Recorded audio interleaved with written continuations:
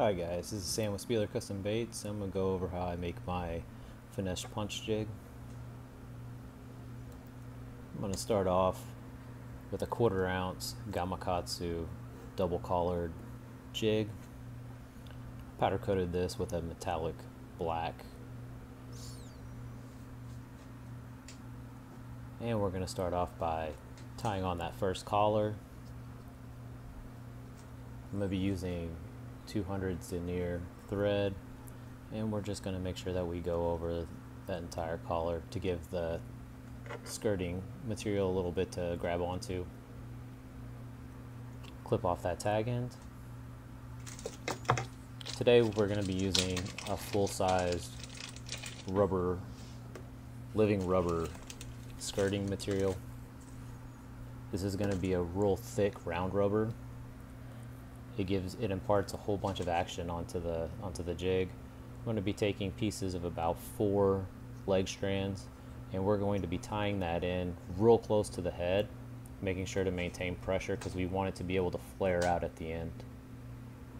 We're going to be adding in about 4 pieces of this in those four strand increments.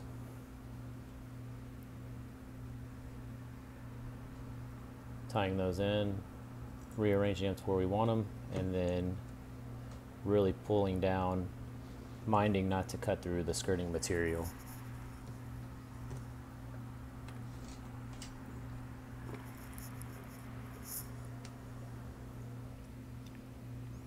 Just put it into the skirt holder just to keep it a little bit out of the way as we continue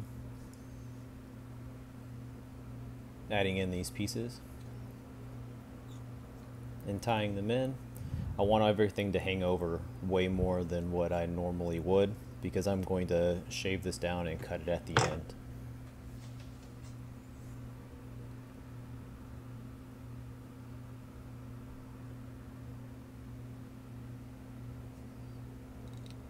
And you see when you start pulling down on it, it really pushes up against the head of the jig and really starts to flare out.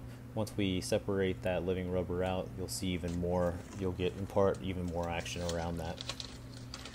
We're also going to be using 2 full tabs of silicone. These just happen to be black with purple flake. And we're going to add one to the top and one to the bottom. I'm going to start off by placing it into this skirt holder after I get it to the length that I want it, minding that I keep a lot of overhang on this jig. And we're going to want to spread that off around that first half of the jig. A few loose ties, and as I see that it's where I want it to be, I put a few hard ties in there as well. We're going to add the second tab. It's going to be on the bottom side of this jig, placing that in the skirt holder as well at the length.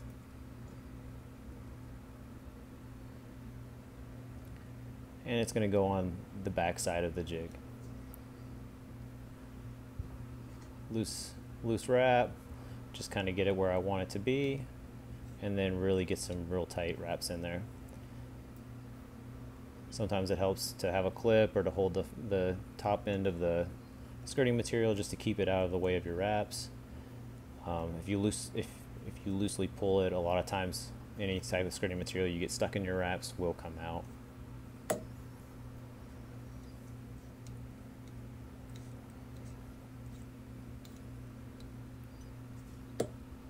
As you can see, sometimes I catch it quite a bit.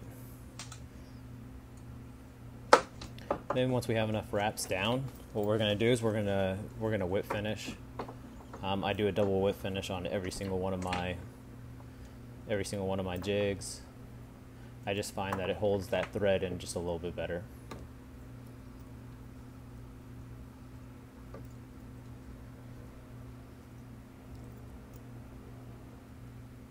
Making sure we keep that skirting material outside of our wraps, and finish off that first whip finish, tightening it up, and starting off with our second.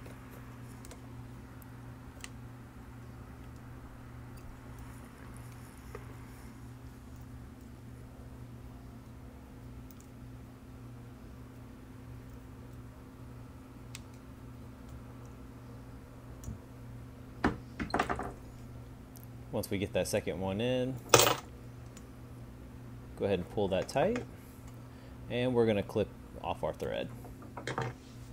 Now with all my jigs, I prefer to have them all wire tied, so we're going to do the same here. We're going to be taking a 22 gauge wire, or sorry, it's a 24 gauge wire, and what we'll be doing is we're going to be completing 4 wraps around the collar. It just makes sure that it keeps all that skirting material all together.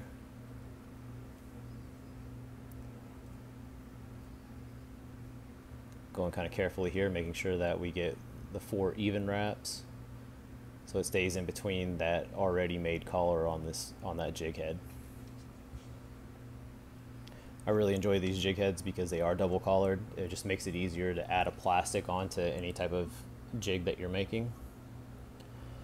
And then I do 8 at least twists. I want that the twist to be flush with the collar to the point where the collar will no longer move side to side. And then I'm going to wire clip that about 3 to 4 wraps up.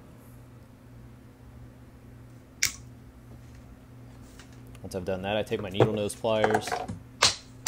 Nope, drop my bobbin. And we're going to bend that little tag up. And we take our pliers to bend that all the way down into the collar. That way it doesn't catch any of the skirting material or on anything else in the water. Alright, now that once we've had that, what we're going to do is we're going to separate all the filaments on all of our living rubber using one of these. And you're just going to poke and pull. I prefer this method just because I find that when I pull and then release with my finger, I get a way more even and continuous spread around the jig.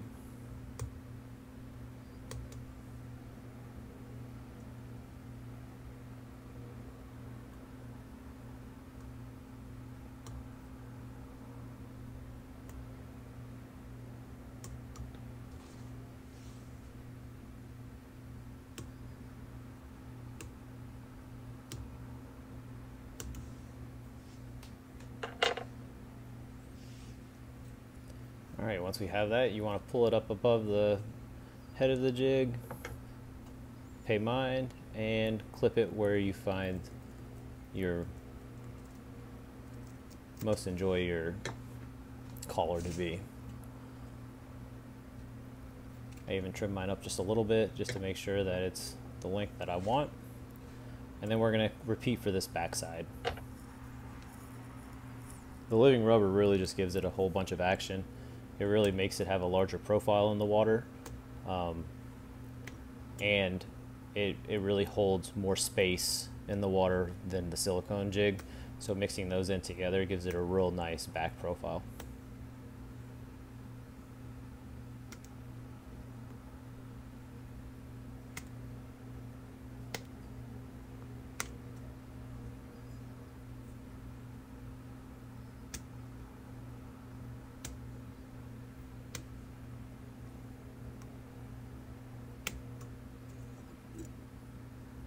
Alright, now that we have all those completed, we're going to release these silicone tabs as well.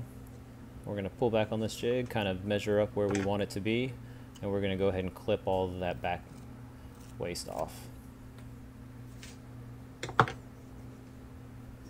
And now we have our finished jig. It's a great little finesse jig.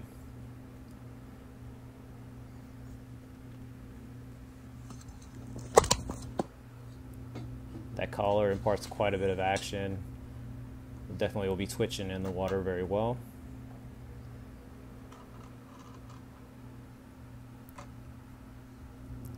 And I just happen to have a plastic here. It doesn't really match up with the color, but you can kind of get the gist. Thank you guys for watching.